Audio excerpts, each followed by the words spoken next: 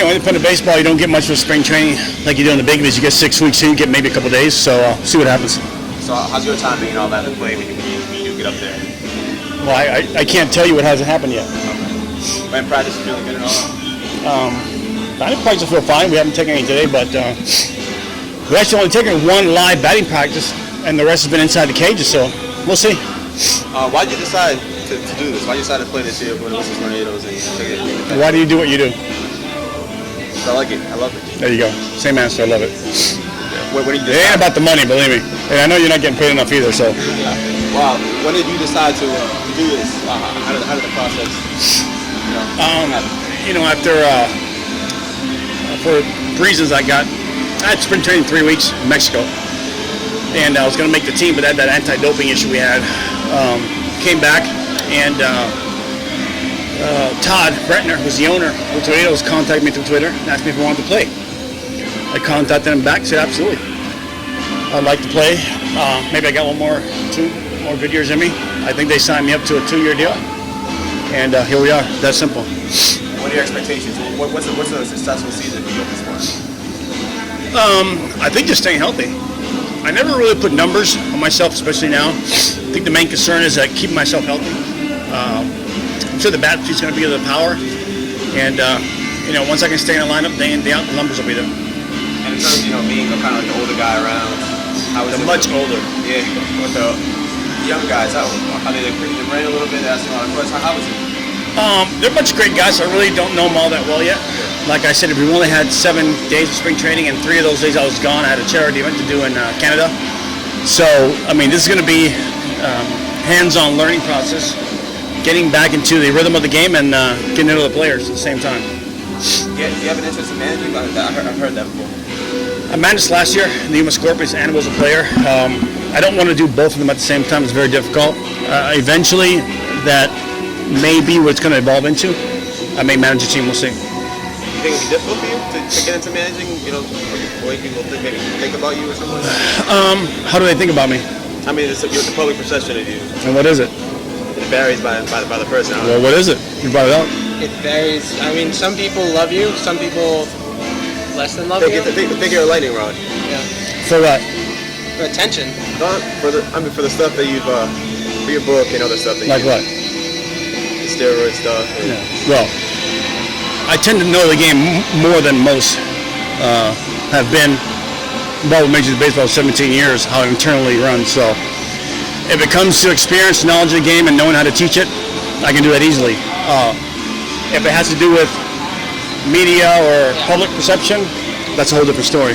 I'm here not to impress you guys or not to impress the fans. If I'm under a managerial position, I'm here to help out the guys and win. So do you think that's something that you'll end up doing in 4 or 5 years? Let's put it this way. If Ozzie Guillen can manage a Major League team, I think you guys should do it too.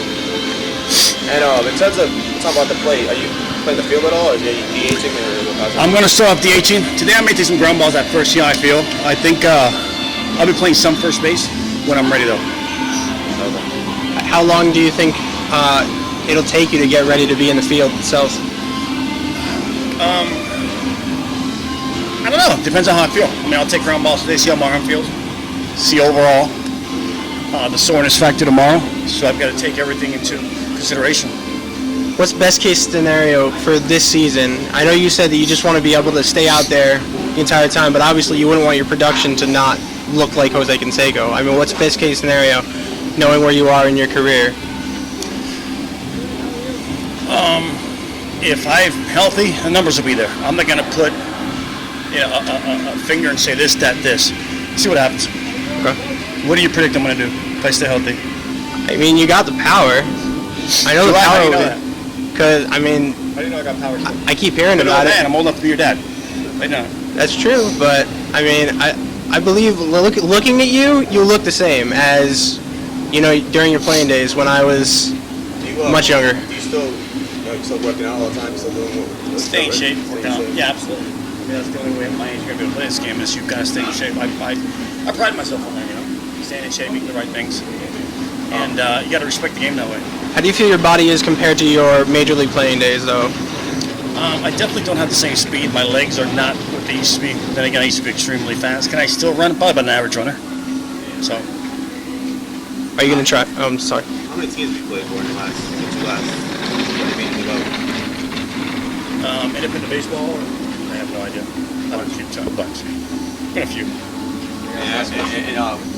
When do you draw the line? When do you draw the line and say I don't want to do this anymore? Love the game or not? I think when physically you just can't do it. I think when you're not helping out the team you're with. So let's see what happens. Maybe a year or two, we'll see. Thanks, Jose. All right, guys. Thanks. And the catcher, Billy Albino, signaled for the outfield shift, especially to move the right fielder, McGee, over quite a bit. The pitch inside, and it's ball one. 1-0 to Canseco with 2 down, and Cameron Munger standing on third base, joining up with Chip Plant, manager and third base coach for the Tornadoes, just beyond the third base coach box. Catcher set up outside, hit from the stretch, a little bit high, but in there, just about letter high on the outside edge. Shadows have consumed the majority of the infield, but second base and space both to its left and right still in the sun, as is the majority of the outfield. Now the 1-1, and it's well outside, breaking pitch for ball 2. So Ness has fallen behind a couple of hitters, but has managed to battle back, including against Jared Edmondson, the last batter, when he retired via a looking strikeout after he got Brandon Hickman swinging for the first out of the inning. From the shoulders, the pitch, and it's inside. Canseco leaned backward, lifting his arms up to avoid it, and it's 3-1. So it looks like if there's another ball in here before a few more strikes or the ball's put in play, Jose's first at bat in the Tornadoes might not come this in. Yes, to the set. To his catcher, the pitch. And it's hit straight back foul.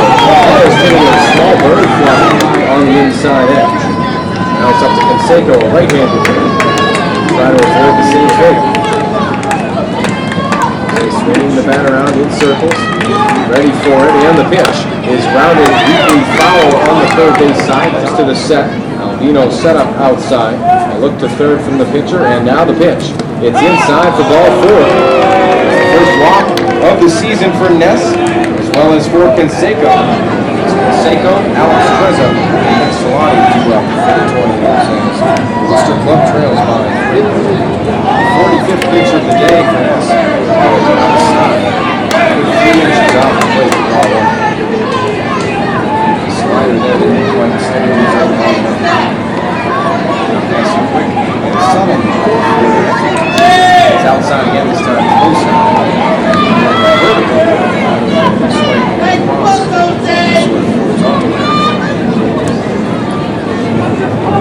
4-1 Bears.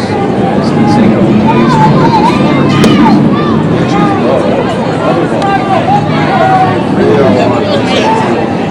We'll probably have the green light, but let's see what kind of pitch he is before jump to any conclusions about his actions here. Pitch is outside, setting shoulder high. Now the pitch, and it's on the inside now. Going one of the former major leaguer and former Newark Bear. Jose Canseco. Canseco has now played for 5 different independent league teams after a 17-year MLB career with 7 MLB teams.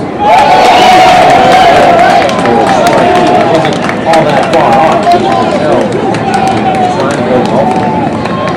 Jose has been pretty open about it. He said he's here to hit home runs. He's living up to his end of the game, making effort to golf. Now Ness, after a nod to his catcher, comes to the center. 0-2 from the stretch. I'm not happy with the call as it was on the outside.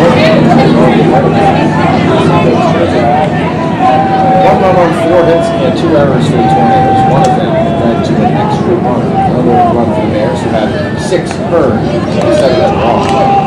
8 hits and no errors. The pitch is hit high but very foul and straight back. Another strike.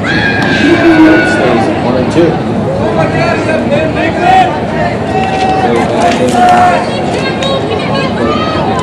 Signals for the starting pitcher Ness so far has been 5+ innings from 88 pitches. He has 5 strikeouts.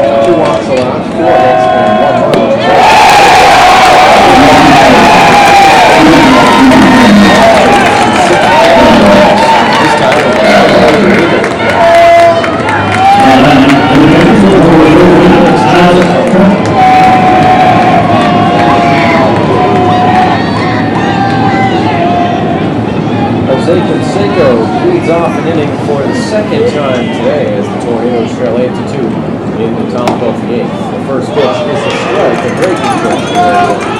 Put him down in the count. Jose hasn't put the ball in play yet, but has 2 walks and a strikeout show for it. Pitch. Another curveball on the inside. Of the knees. Put it in the hole for the second straight play again.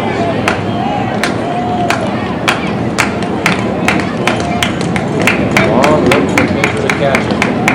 Morrison stepping off. Settles back in behind the plate. Canseco takes a brief hiatus from the box. The 0-2. Curveball on the outside.